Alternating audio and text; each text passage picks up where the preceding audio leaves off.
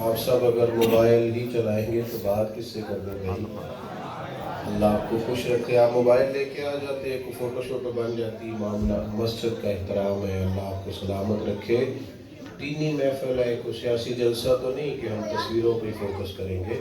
اللہ آپ کو برکت دے, اللہ آپ کو سلامت رکھے, اللہ آپ کو اپنے محبوب کی غلامی عطا کرے. بڑے اخلاص سے محبت سے درود پاک پڑھیں. وعلى آلك وأصحابك يا حبيب الله. الصلاة والسلام عليك يا نبي الله وعلى آلك وأصحابك يا سيدي يا نور الله. تمام تعریفیں حمد و ثنا اللہ تعالیٰ جل مجدہ الکریم کے لیے, اور درود و سلام نبی اکرم صلی اللہ تعالیٰ علیہ وسلم کی عالی مرتبت بارگاہ کے لیے. انتہائی عزت و تکریم کے لائق علماء, مشائخ, سادات, دوستوں, بزرگوں اور بھائیوں, انسان اپنی زندگی کسی نہ کسی کو دیکھ اور سن کر ترتیب دیتا ہے.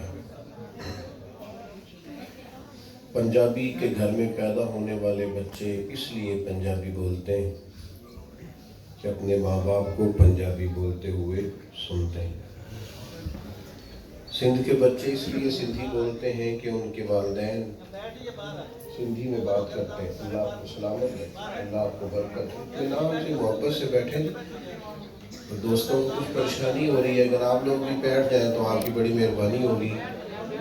نہیں, مسجد میں شور نہیں ہونا چاہیے. اللہ تعالیٰ ہم سب کو اپنی رحمت عطا کرے اور ہمارے ساتھ درگزر والا معاملہ کرے. اللہ تعالیٰ سب کو جزائے خیر دے. تو جس طرح کے ماحول میں انسان پنپتا ہے, بڑا ہوتا ہے, اسی طرح کی عادات کو اختیار کر جاتا ہے. بڑی عام فہم اور سادہ سی بات ہے, اس کو سمجھ لیجئے گا کہ ہم جو کہہ رہے ہوتے ہیں, جو ہم بیان کر رہے ہوتے ہیں, جو ہم سوچ رہے ہوتے ہیں, یہ ہمارا ذاتی کشید کردہ نہیں ہوتا, یہ کہیں سے آتا ہے. کچھ کسی سے سنتے ہیں, کچھ کہیں سے پڑھتے ہیں, یہ ہمارا ذاتی نہیں ہوتا. تو کسی نہ کسی صورت میں ہم کسی نہ کسی کے پیچھے چل رہے ہوتے ہیں. کچھ لوگ شعوری طور پر چل رہے ہوتے ہیں, کچھ لاشعوری طور پر چل رہے ہوتے ہیں, لیکن بہرحال ہم کسی نہ کسی کی پیروی کرتے ہیں. اور انسان کا مزاج ہے کہ یہ سیکھتا ہے, کسی کا اثر قبول کرتا ہے. اللہ تعالیٰ نے ہمارے لیے رستہ آسان کر دیا. فرمایا لَقَدْ كَانَ لَكُمْ فِي رَسُولِ اللَّهِ أُسْوَةٌ حَسَنَةٌ. تمہارے لیے رسول پاک کی زندگی بہترین ہے. تمہیں دائیں بائیں ادھر ادھر ہونے کی ضرورت نہیں. حضور کی مقدس زندگی تمہارے لیے کامل نمونہ ہے, کامل. اور جب ہم یہ لفظ بولتے ہیں کہ حضور کی زندگی کامل نمونہ ہے, تو یہ بہت بڑا لفظ ہے. دنیا میں آپ کو کوئی چیز مکمل نہیں ملے گی. کروڑوں روپے کا گھر بنانے کے بعد بھی لوگ کہتے ہیں کہ یار وہ باقی تو سب ٹھیک ہوا, لیکن یہ جو ہم نے کام کرایا ہے نا وائرنگ کا, اس میں بڑے نقص رہ گئے. اتنا پیسہ لگا کے بھی چیزیں مکمل نہیں. کوئی شے دنیا میں مکمل نہیں. اگر کوئی چیز مکمل ہے تو محبوب پاک کی ذات پاک مکمل ہے. حضور کی ذات پاک مکمل ہے. باقی اللہ تعالیٰ نے اتنا مکمل بنایا ہے, اسے اتنا کامل بنایا ہے, اتنا اکمل بنایا ہے کہ کوئی مثل نہیں ڈھولن کی. چپ کر مہر علی تھے تو جا ہی نہیں بولن کی.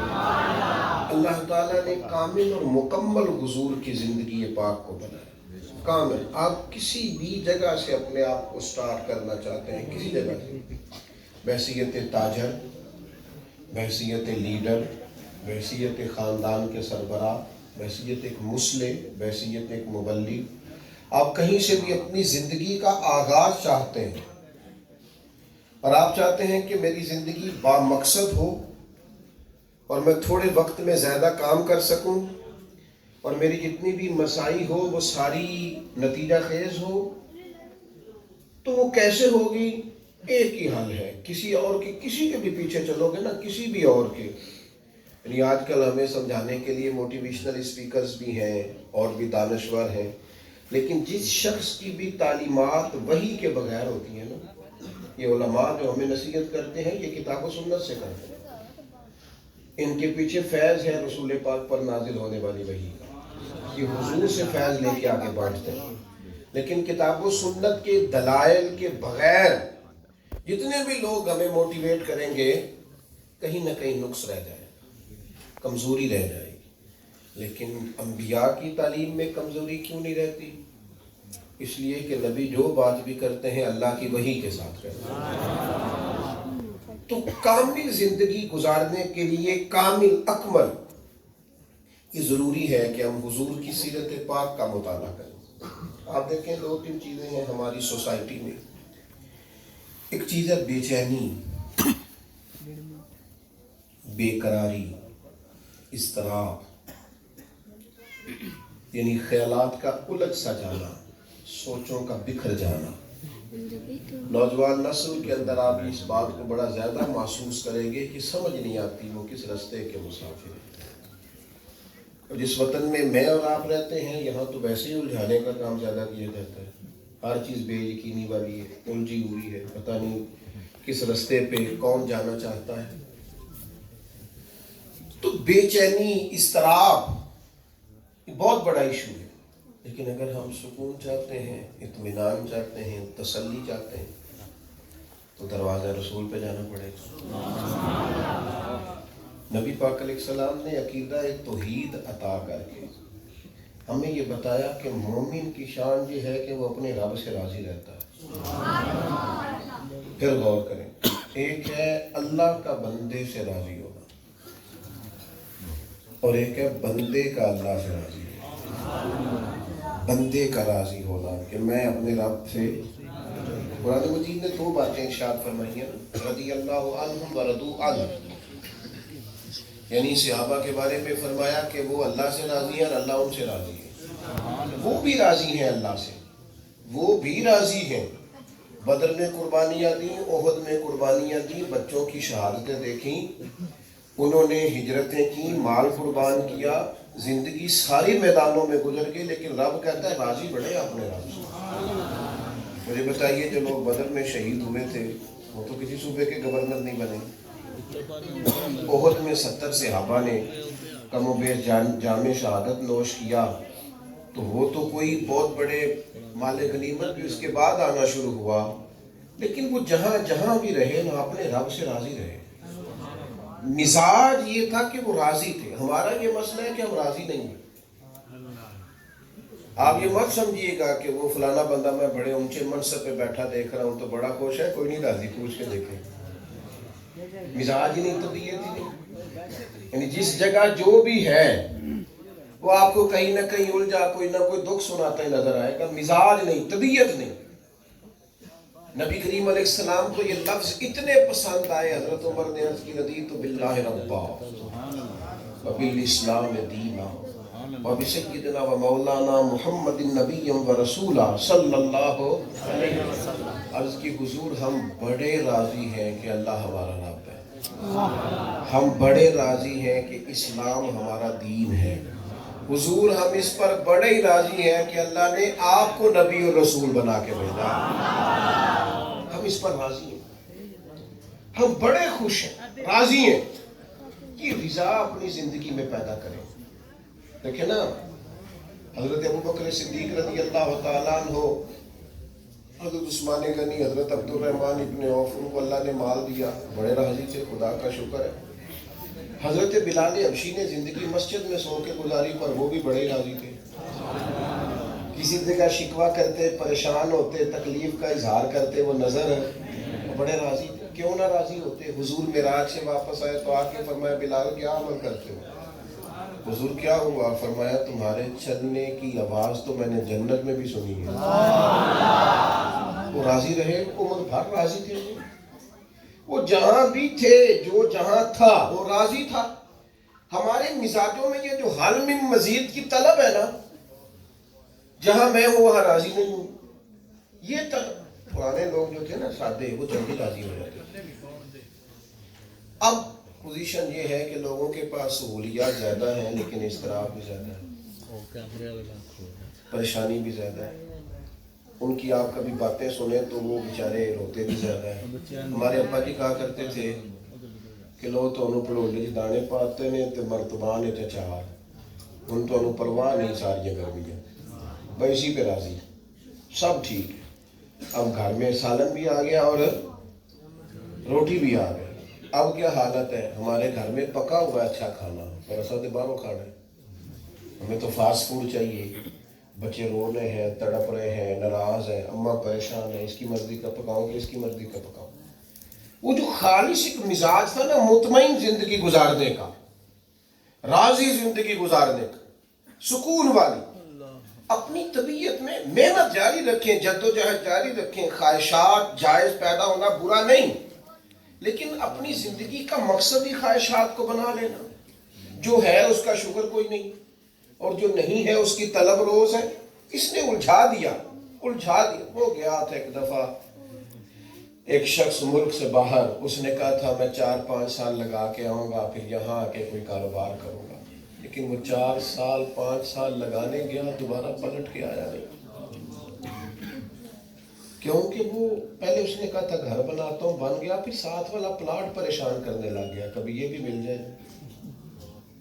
پھر وہ ٹھیک ہوا تو پتہ چلا پیسے تو ہمارے پاس زیادہ ہیں اور گھر ابھی گاؤں میں ہے، کسی سوسائٹی میں کیوں نہیں گئے، پھر اس بات میں پریشان کر، الجھی ہوئی زندگی۔ حضرت سفیان ثوری دعا مانگ رہے تھے، یا اللہ راضی ہو جا، یا اللہ راضی ہو جا، یا اللہ۔ بی بی رابعہ بیٹھی تھی پردے کے پیچھے، کہنے لگی چلے ٹھیک ہو گیا، اللہ آپ کی دعا مقبول کرے، بڑی اعلیٰ دعا مانگی ہے، اب اس سے آگے بھی بڑھے۔ تو آپ فرمانے لگی آپ کو کیا ہوا؟ تو فرمانے لگی آپ کب سے کہہ رہے ہیں یا اللہ راضی ہو جائے، یا آپ ذرا اپنے دل پہ ہاتھ رکھ کے بتائیں آپ اللہ سے راضی ہیں؟ پہلے تو بھی تو بتانا تو راضی ہے، تو روز کہتا ہے یہ شے کوئی نہیں، یہ چاہیے، یہ کوئی نہیں، یہ کوئی نہیں، کبھی وہاں پہنچ جاؤں گا، کبھی وہاں پہنچ، تو راضی ہے؟ نبی کریم صلی اللہ تعالی علیہ وسلم نے فرمایا تم اللہ تعالیٰ کے دیے ہوئے تھوڑے رزق سے راضی ہو جاؤ، وہ تمہاری تھوڑی عبادت سے راضی ہو جائے گا۔ لیکن مزاج ہے، اپنی طبیعت کو مطمئن کریں، مطمئن۔ مثلا میری برادری چھوٹی ہے، اس پر جو بندہ پریشان ہوتا ہے نا بڑا ظالم ہے۔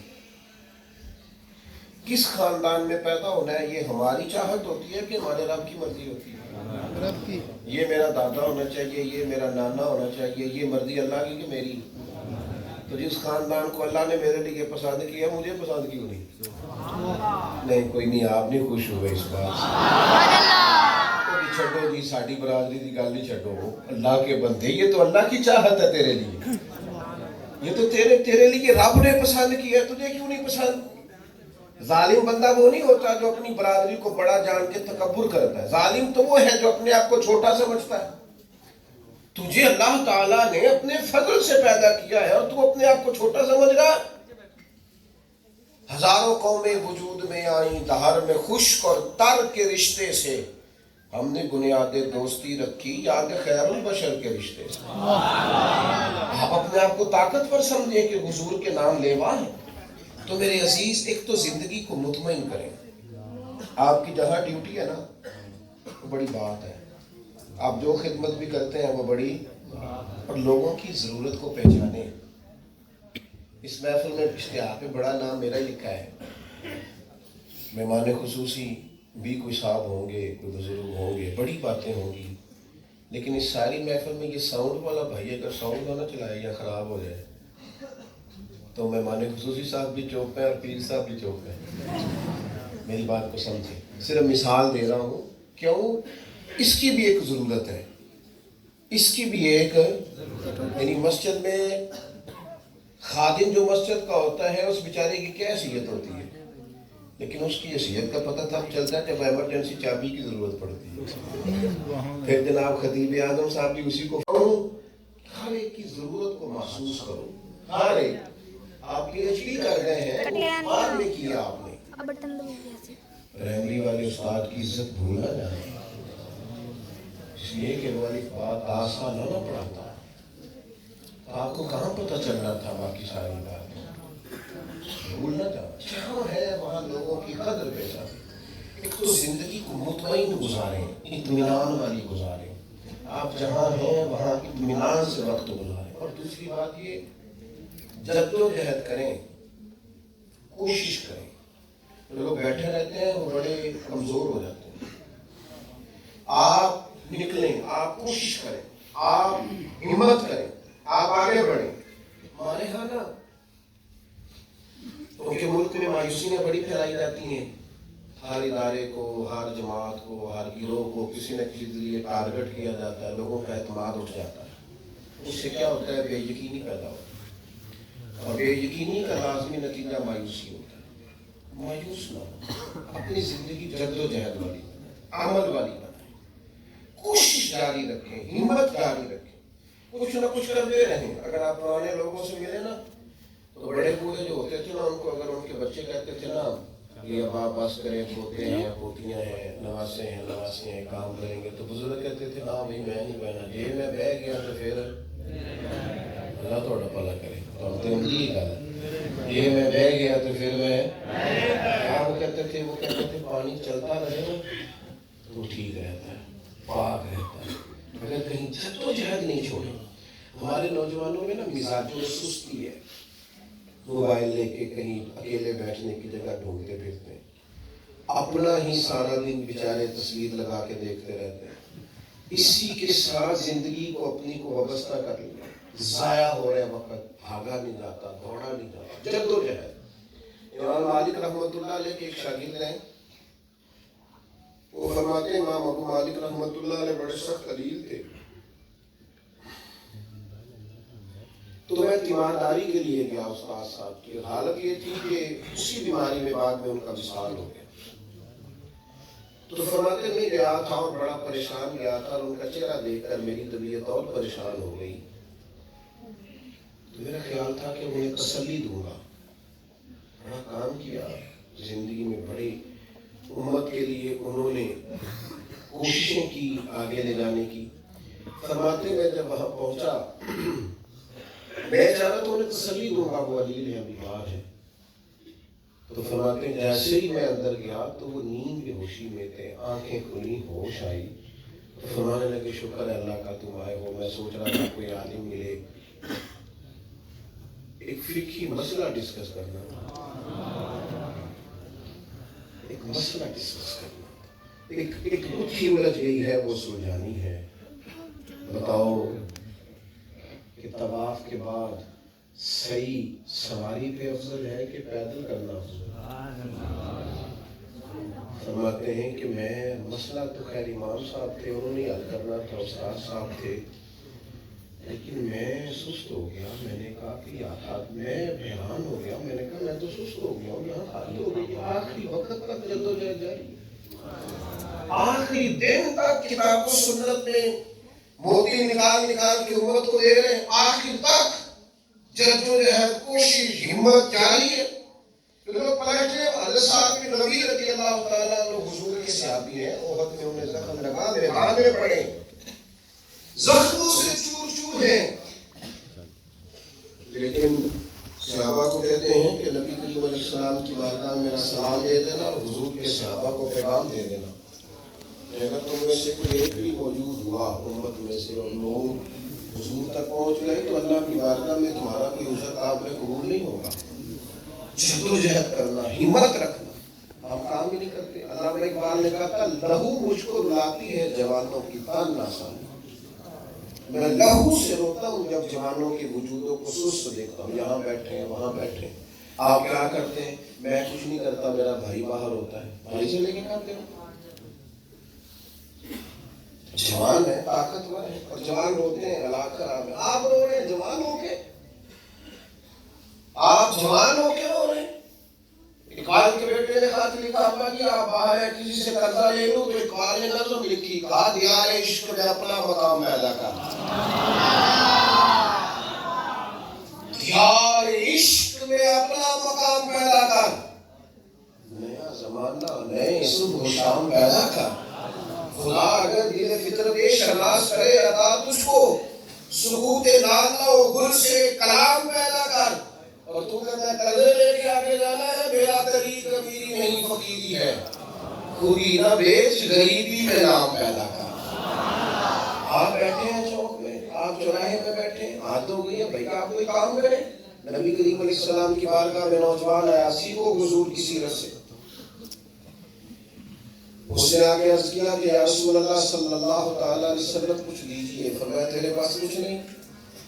حضور سب کو دیتے ہیں، اور اتنا دیتے ہیں کہ پھر کسی سے مانگنا ہی نہیں پڑتا۔ اس نوجوان سے کہا کچھ نہیں، اس نے کہا یہ پیالہ ہے، گھر میں ایک کمبل ہے، لے آ، وہ لے آیا۔ تو حضور نے پیالہ اور کمبل بولی لگوا دی، فرمایا کوئی خریدے گا؟ ایک صحابی نے کہا 1 دینار، ایک نے کہا 2 دینار۔ حضور نے 2 دینار میں کمبل اور پیالہ بیچ دیا۔ یہ انویسٹمنٹ دیکھو بزنس کی، ابھی بیچ کے تو کریم فرمانے لگے جائے 1 دینار کا گھر کھانا لے جا اور 1 دینار کا کلاڑا خرید کے لا۔ وہ کلاڑا خرید کے لائے۔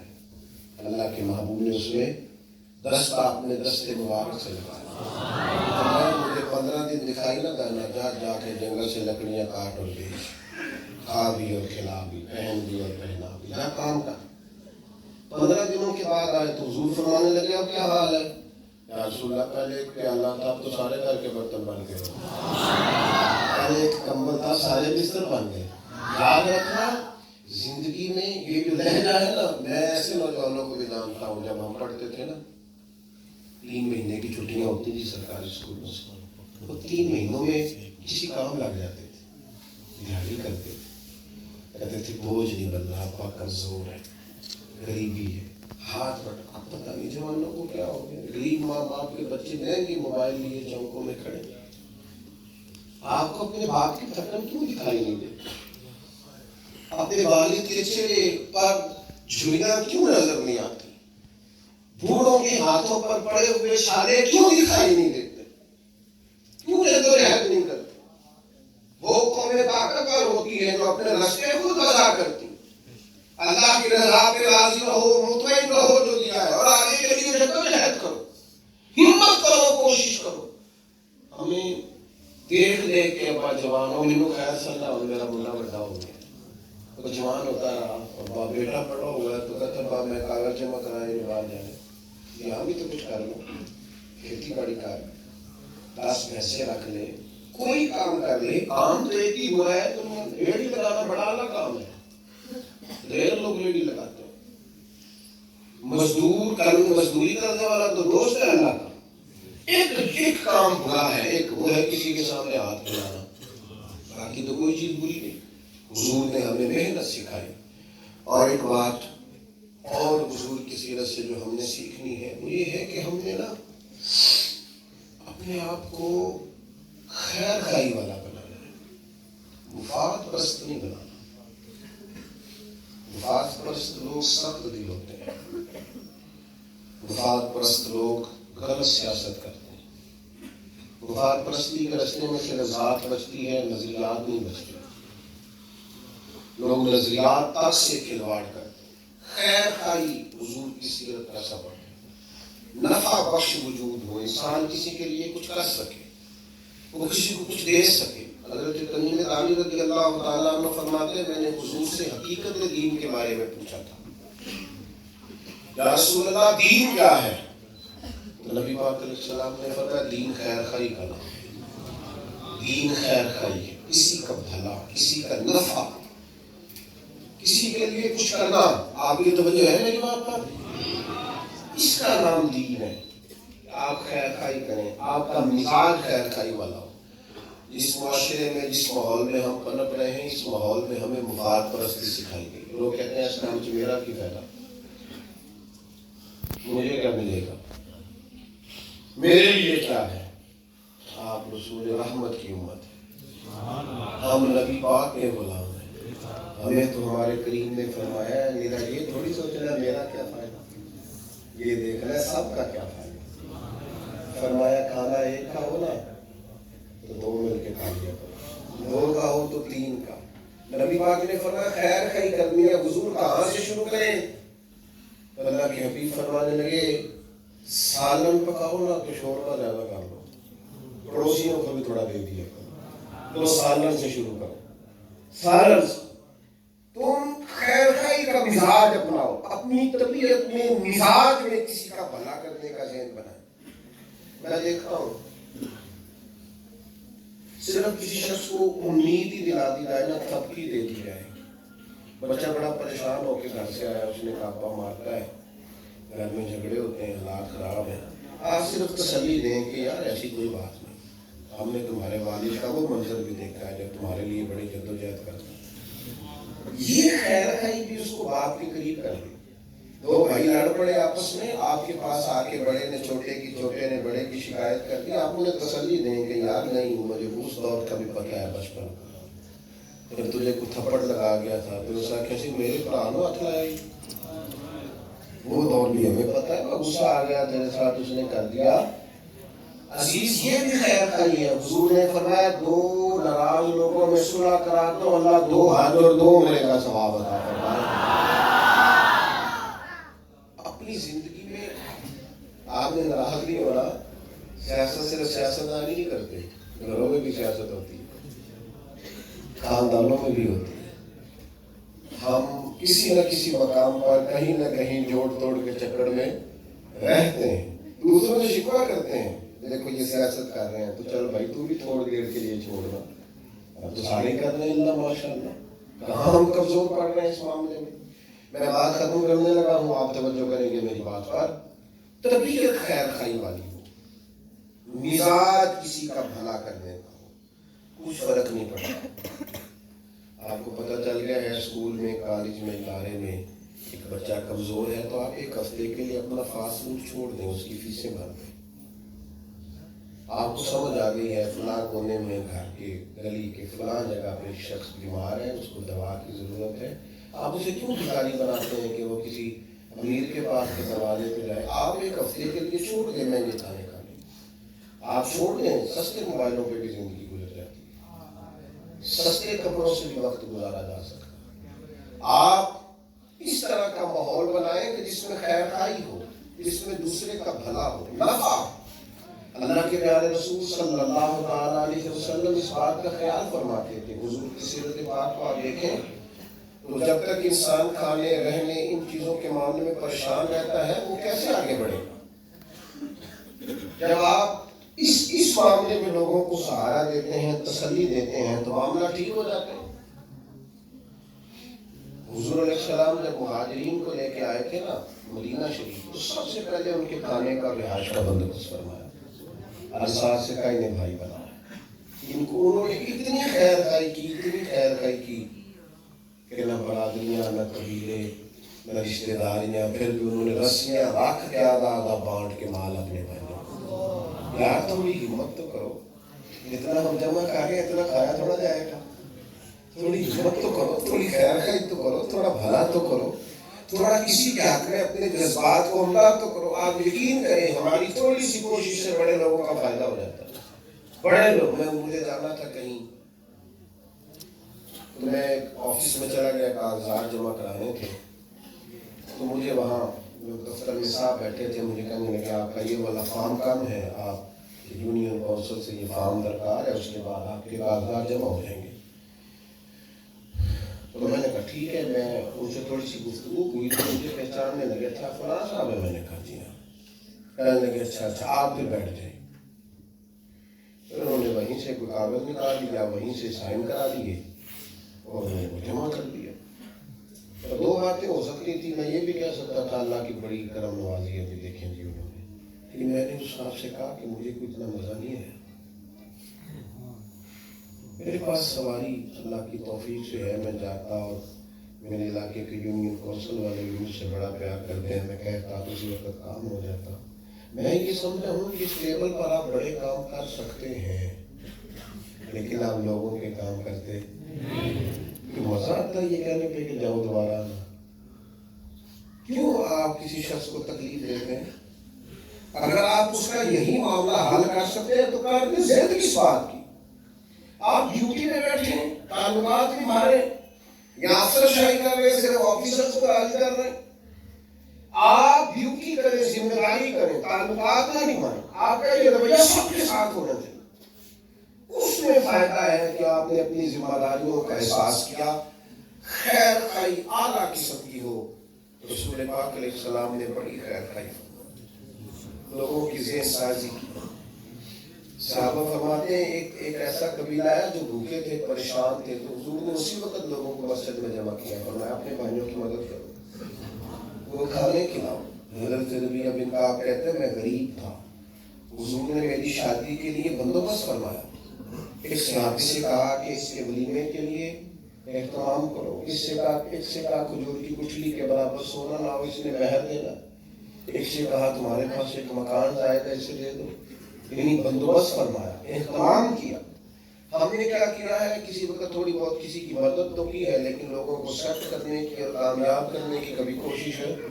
کامیاب لوگوں سے تعلق بنانے کا ہمیں شوق ہے، لیکن کسی ناکام ہوتے ہوئے کو دیکھ کر بازو تھامنے کا ہمیں شوق ہے۔ تو تین باتیں آپ کی خدمت میں عرض کی ہیں۔ ایک تو اپنی زندگی غیر مطمئن نہیں گزارنی، خدا جانے بلندی ہے کہ پستی پر جہاں میں ہوں وہاں کوئی نہیں، مطمئن رہنا ہے اور راضی رہنا ہے۔ اور دوسری بات جد و جہد نہیں چھوڑنی، مشن بنائے زندگی کو، کوشش کرے، آگے بڑھے، ہمت کرے، اٹھ باندھ کمر کیوں ڈرتا ہے، پھر دیکھ خدا کیا کرتا ہے۔ اور تیسری بات یہ میرے عزیز کہ اس جد و جہد میں صرف مفاد پرستی نہیں ہونی چاہیے، اس جد و جہد میں کئیوں کا بھلا، یعنی دنیا آوے تے کھا کھا جاوے تے راضی ہوئے بلا، دوسروں کا بھی اس میں فائدہ، دوسروں کے لیے بھی اس میں نفع، کئیوں کے لیے اس میں اسباب۔ اللہ کے حضور دعا کرتا ہوں جو میں کہہ سکا ہوں اللہ قبول فرمائے، اور جہاں بات کرتے ہم بھول گئے اللہ ہم سے گزر فرمائے۔ وما علینا الا البلاغ۔ بیٹھے اللہم صلی علی سیدنا مولانا